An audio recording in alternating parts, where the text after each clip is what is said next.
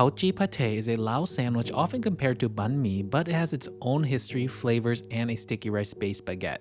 Because the baguette is made with sticky rice, it has a slight chew and bounce that you feel in every bite. The sandwich is layered with pâté, Lao sausage mixture, pickled papaya strands, fresh herbs, and finished with a drizzle of a spicy sauce. Let me show you how to make it. Sabaidi fam, welcome back to Saeng's Kitchen. Today we are making one of my favorite Lao sandwiches. It's called Khao Jee Pâté, and some people get it confused with our neighboring sandwiches called a banh mi, but in this video I'm going to share the distinct differences, the history, the significance of Khao Jee Pâté, and why I love this Lao sandwich so much. Before we get into this recipe, I just want to say a big thank you for the well wishes from my previous video. I am doing so much better now. And also for showing your love and support for my debut Lao cookbook. If you're new here, welcome. You can find the pre-order link down below at sangskitchen.com/cookbook. With my cookbook publishing day approaching, we are planning a national tour, so I would love to meet you all in person. Comment below on which city and state I should visit. Since you all are part of my YouTube community, I wanted to show you the physical copy of the cookbook that I made that is coming out soon, and here it is! It's here. Look at that. Look at the beauty. The title's gold, and it even has the Lao script there for the title. And it says Huan Kuo Lao. I got it earlier this week. If you want to see my reaction video of me unboxing it for the first time, you can go to my Instagram and watch it over there. And think about the first day when I created my first YouTube video of showing you all how to make Lao food. And now, years later, we finally have this in our hands. So thank you all for being part of my Lao food community. It has meant the world for me to know that there are so many people out there looking for Lao food recipes and wanting to recreate the dishes that they grew up having with their mom, dad, grandparents, and now you can finally have this in your kitchen as a guide, as a reference. And also, as for anyone that's new to Lao food, this is a primer for all your essential Lao dishes. Please help me celebrate the Lao kitchen by pre-ordering your copy in the link below. And we will be celebrating on April 21st when it physically comes out to all your doors and into your kitchens. Other than that, let's get back to the recipe. Before I forget, we are filming somewhere new. This looks different, right? This is gonna be the new filming location. I hope you all like it. We're still putting things together, so comment and let me know what I should add to spice this background up. Right now we have like my tip coat here, my YouTube plaque here, and we just wanted to make it a cozy vibe for you all to watch and learn how to make Lao food. And now, let's get cooking. The first step is to prepare the sticky rice flour. So we have 80 grams of sticky rice flour here, and then you're gonna add some water and some vegetable oil. Then go ahead with a spoon, you wanna mix this well until there are no clumps of the sticky rice flour. So the next step is to cook your sticky rice flour and turn it into mochi. I'm gonna turn it down to medium. Mix your rice water a bit before you add it in because it could have settled. And then go ahead and pour it in. So this is gonna take about 3 to 4 minutes, and you wanna constantly mix this because the bottom is gonna be cooking and you don't want it to burn. There you go. And now you see it becoming mochi. I'm happy with this. I'm gonna turn off the heat. And now we're gonna put this in the fridge for about 30 minutes until it gets to about room temperature. What does sticky rice do to the baguette? Sticky rice is 100% amylopectin, so it gives the baguette a bouncy and stretchy texture. Since the sticky rice has no gluten, it interrupts the wheat gluten network, which in turn make the dough a little bit more tender. There are 5 minutes left until the mochi is cooled down and ready to use. At this time, I'm gonna take the yeast and go ahead and put it in room temperature water. And then you're just gonna gently mix this. And so within those 5 minutes, I'm just gonna let this yeast bloom in the water and then get ready to prepare the dough. So I have the bread flour right here. I'm gonna add some salt, and then whisk it. And now you can go ahead and add the yeast mixture. So I'm just gonna mix it lightly. You should get somewhat of a kind of clumpy, rough dough with some flour that has still not mixed. So now I'm gonna use the bowl of my KitchenAid and add all that flour, water, yeast mixture in. Oh, and I forgot. So I said put it in the fridge to cool for 30 minutes. I meant put it in the freezer to cool for 30 minutes. That's gonna be much faster versus the fridge is gonna take a while. So now that the mochi has kind of cooled down, but still slightly warm, it's fine. Go ahead and put it right into the wheat flour mixture. We're using the dough hook. So I've attached the bowl to the KitchenAid mixer. And I'll start this on low mix first, and it's gonna take about 3 to 4 minutes to get to the texture that we want. And then I'm gonna turn it up to level 2. And nothing's flying out, so I'm gonna turn it up to level 3. Okay, so I'm gonna see how level 4 is. And now you can see the dough is starting to come together. The mochi is mixing with the wheat really well. And now the gluten strands are forming from the wheat. So this is the bowl where it's gonna rest and rise. So we're gonna spray a little bit of vegetable oil on top. There it is. Beautiful. We're gonna let this rest for about 20 minutes. Let the gluten sit and chill, and then we'll come back and take a look. 20 minutes have passed. Next step is to stretch and fold. So we're gonna do this about 3 to 4 times until we see a good and solid gluten network that kind of makes it really smooth looking and can hold the different air bubbles in. What I like to do is wet my hand just a little bit and then start at the top, stretch it as much as it can, wiggle back and forth, and then fold all the way down. Rotate, repeat. So you're gonna do this 4 times on all 4 sides.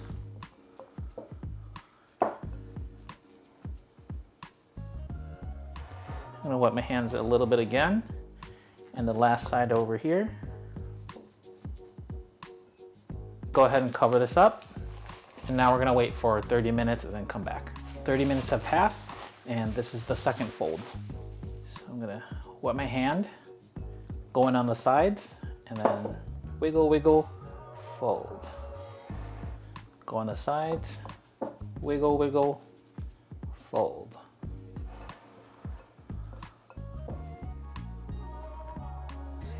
Here, take a good chunk.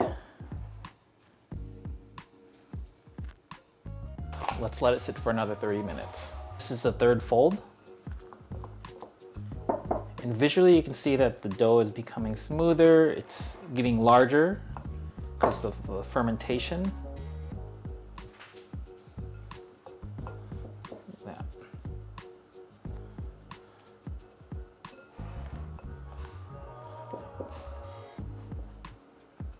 Flip it over this time to just look how perfect that looks.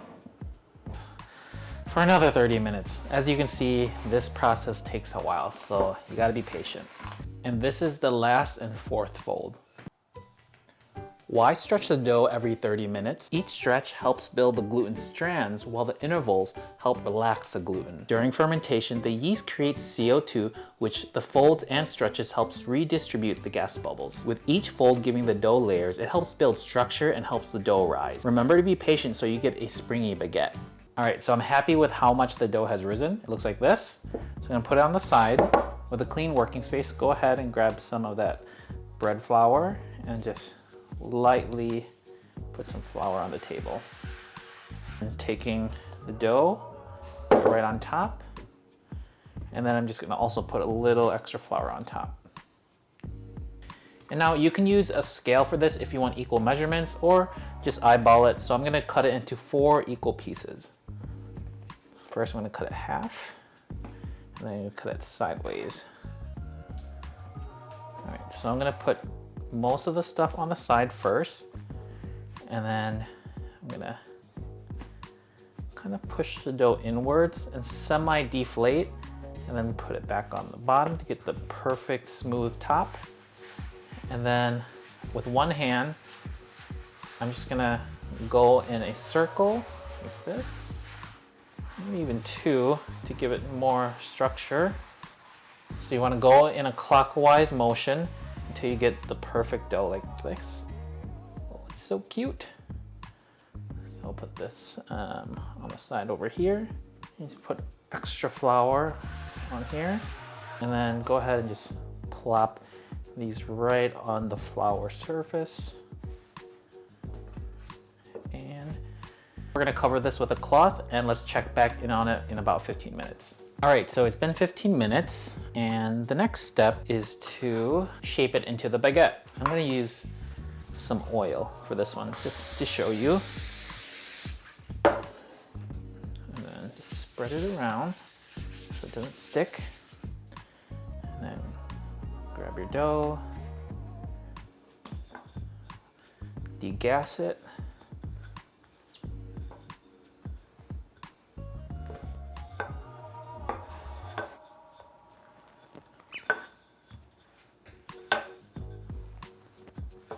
Now, same thing, go ahead. And you can see the oil actually helped it make even a bit more smooth, which is wonderful. So just so you know where I start making the longer edges, it's about like 3 inches left of the folds. So that's when I stretch it out just a little bit more to get the baguette shape. So 3 inches, and then continue going down.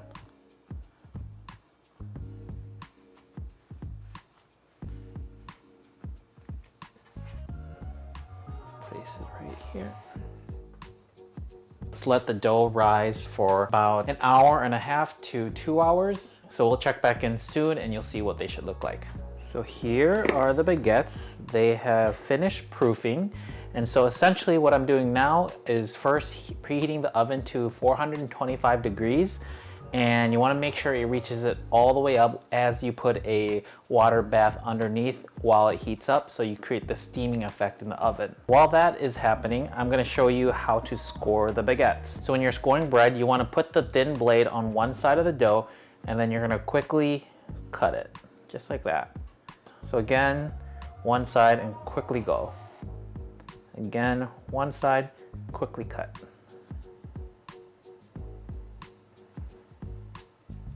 After you finish scoring each baguette, let's spray each one with water. Go ahead and put this in the oven for the first 10 minutes.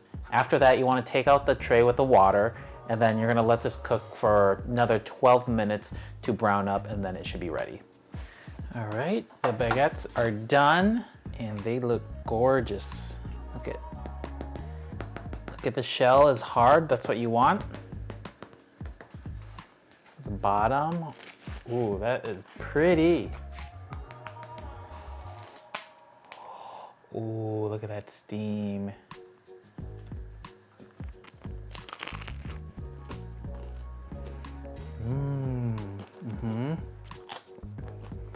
All right, so I'm gonna let this cool and let's prepare all the stuff that's gonna go in our sandwiches. Let's make the red spicy sweet sauce that's gonna be drizzled over the Khao Jee Pâté. So the first thing is to grab some water, and then I have some cornstarch, and this is gonna help thicken the sauce. So go ahead, add it right to the water, and then mix it. We're gonna put this on medium heat with granulated sugar, put that right on top. You wanna spread this evenly. So now we're gonna wait and let this caramelize until it gets to that golden color. It's like a tan color, and you don't wanna burn this. So I'm gonna go ahead and add the water. You're gonna return the heat to high, and you wanna melt the sugar. And then go ahead and add this is minced garlic and bird's eye chili pepper. Then we have some fish sauce, and then some sriracha. And then you want to mix this well. So I just washed this, and then let's put all the sauce in here. The next filling we're gonna make is the pickled papaya. So you wanna make sure you're using unripe papaya, which is the green one, the hard one. It is not soft. And I like actually using this contraption. I got it in Laos. It is so cute, and just every time I use it, it brings me back to Laos. But you can use a regular shredder as well. So you can see the strands right here. It's about half a cup. This is some white vinegar, and then you're gonna go ahead and grab this is sugar, and then salt. You wanna mix it well. Yeah. Then go ahead and pour the vinegar mixture in there. And this is a quick pickling style where You can wait for a couple hours, but for the best results, I like doing the day before, and so the next day you have this ready to use for your sandwich. The next sauce I'm making is a jeow bong aioli. All you need is jeow bong and some Kewpie mayo. You can find the jeow bong recipe in my previous video. This is a different version that is actually in the cookbook. The one that is public is the spicier version. So this one is the Luang Prabang style jeow bong. So what I like to do is add about 2 tablespoons and then 3 tablespoons of the Kewpie mayo. And go ahead and mix this well. All right, so it should look like this orangey sauce. It's really good on the sandwich. For the filling, we're using Laos sausage mixture. One of my favorite things to do is to make a bunch of Laos sausage meat and just use what I need for the actual sausage, and then I'll freeze what is left over of just the meat, because I have so many different types of purposes. And if you want to learn how to make Laos sausage, the video is going to be right over here and recipe somewhere around here as well. But it's a great recipe to learn. It's one of the most delicious Lao dishes in my opinion. And so we'll take like a big handful of the mixture, put it right in the middle. Some of this is still frozen, so I'm just trying to take the melted pieces out. Okay, so then we'll get the other parchment paper, place it right on top, flatten it out, and then use a rolling pin to flatten it even further.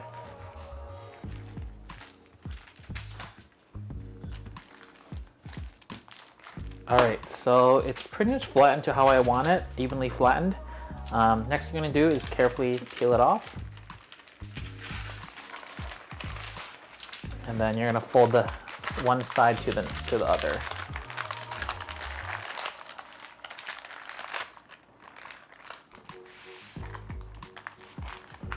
We're gonna get our oven heated to 400 degrees Fahrenheit, then place it into the oven for about 30 minutes and check back on it. The Laos sausage filling is done. Let's check on it. Ooh. Oh, it smells so good. You see that steam? Oh.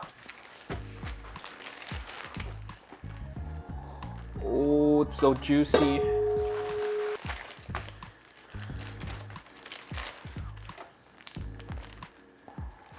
Is that I want a little bit more color on this, so I'm gonna spread this out a bit. I'm gonna go put it back in the oven for like 5 to 10 minutes until it gets some color. All right, so I just added about 10 minutes to give it some extra color. Look at that. This is one of my favorite ways of actually cooking Lao sausages now. Ooh.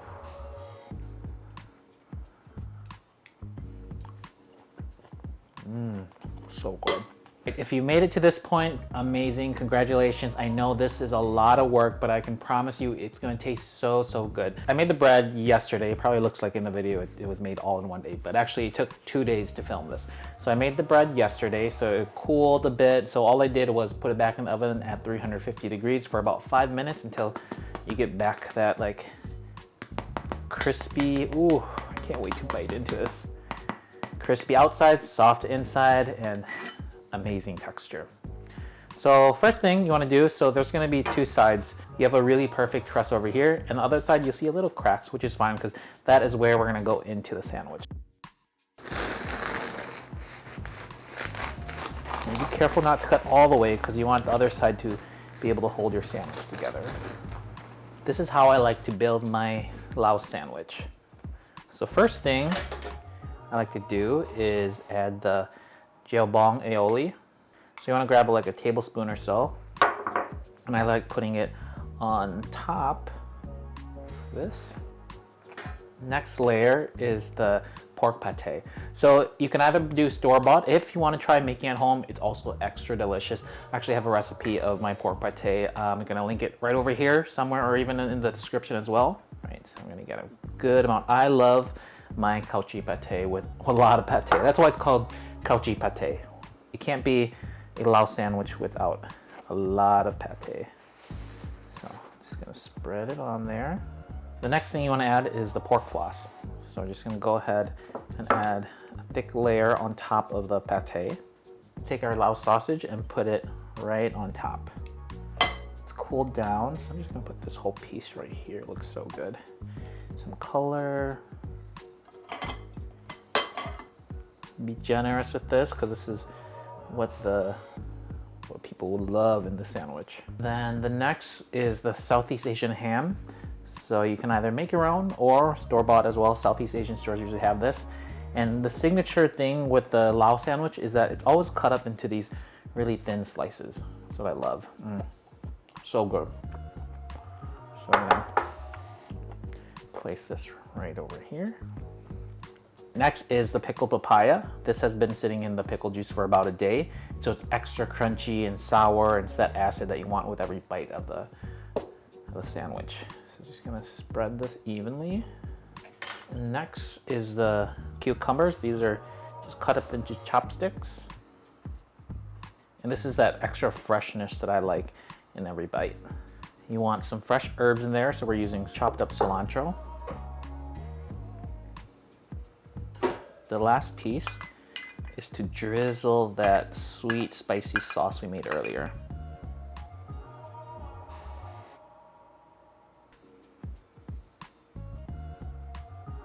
There you go, y'all, and that is how you make Khao Jee Pâté.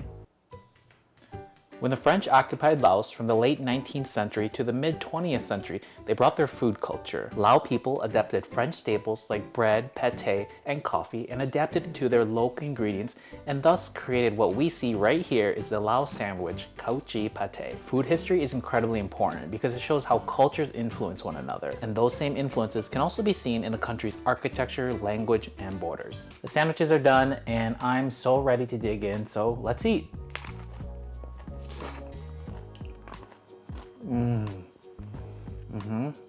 Oh, that hits the spot. See all those different textures? That's what we want. That crispy crust, chewy bread, the different aromatics, herbs, the different bites from the Lao sausage and also the ham, and that freshness from the cucumber. Oh, and then when it melts all with that jeow, bong, aioli, and the pate, it's a Lao-licious sandwich that you're gonna wanna make for like the next picnic or gatherings. Cut these into small pieces and everyone will get a bite of what love truly feels like. And it's this. It takes a lot of work, but it is well worth the wait. So be patient when you're making this. I got 2 more sandwiches. Who wants some? Thank you so much, friends, for watching. Comment below with your thoughts on this Khao Jee Pâté recipe and let me know what's your favorite part. How did you grow up eating this Lao sandwich? And if you want more Lao recipes, like, share, and subscribe, and I'll see you all next time on Saeng's Kitchen. Bye!